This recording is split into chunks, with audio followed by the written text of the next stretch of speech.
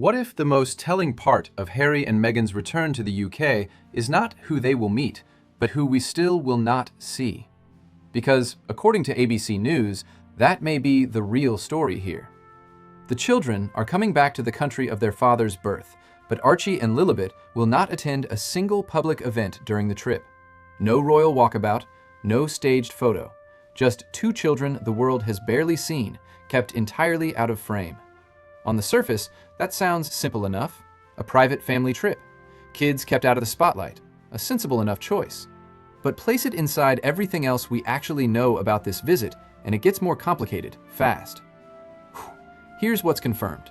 CNN reports that Harry and Meghan have formally accepted King Charles's invitation to stay in a royal residence this July, their first trip back to Britain together in 4 years. That is real. That is not rumor. But Newsweek adds an important catch. The offer does not include the extra police protection Harry spent years fighting for in court. A generous gesture with a hole in the middle of it. And according to Fox News, that gap might be exactly why Harry and Meghan are reportedly considering staying somewhere else entirely. Althorpe House, Diana's family estate, where she is buried.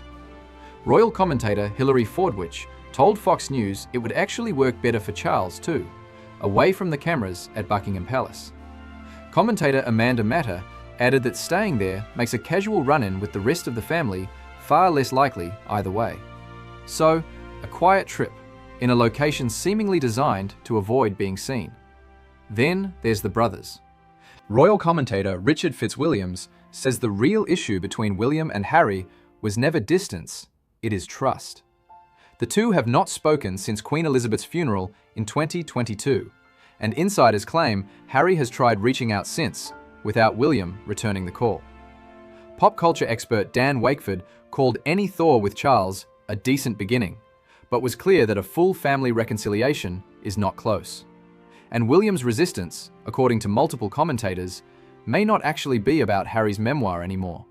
Royal expert Hilary Fordwich says William is fiercely protective of Catherine, and that people underestimate how much resentment remains over what she went through publicly while quietly fighting her own health battle.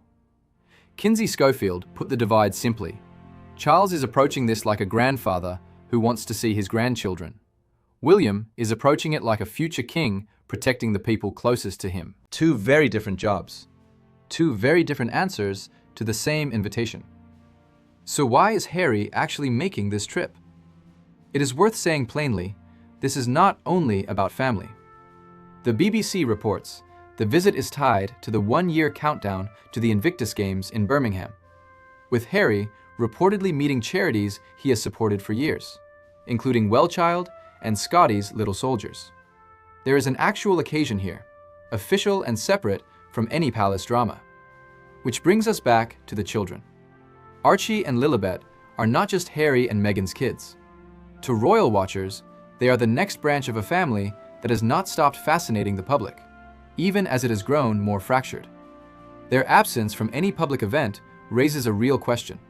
Are they being protected from the spotlight, or kept at a distance from a family that is not quite sure what to do with them yet? For a lot of people watching this channel, that question lands somewhere familiar.